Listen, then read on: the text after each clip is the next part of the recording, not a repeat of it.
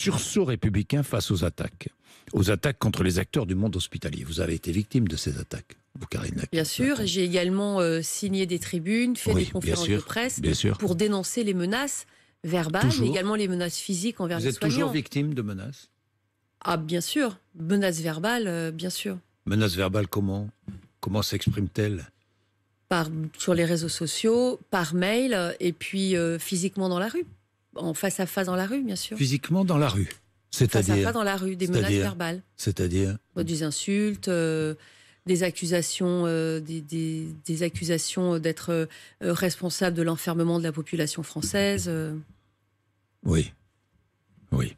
Menaces publiées notamment par un hébergeur de tribunes complotistes.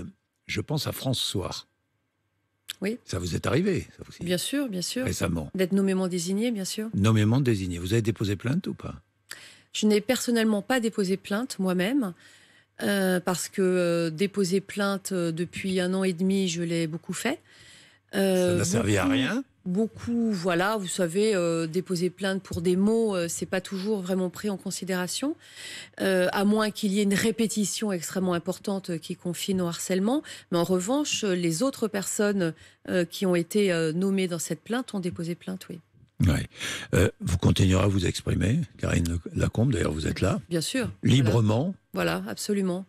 La parole est libre. On est dans un pays démocratique où il y a un droit, où la liberté d'expression est extrêmement importante.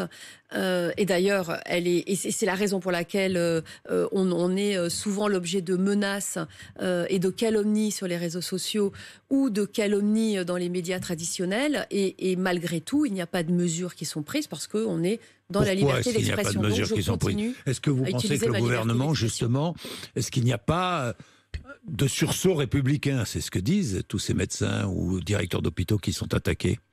Le droit en France est oui. tout de même bien fait. On encadre la liberté d'expression qui est très importante en France, mais il y a des limites à ne pas franchir.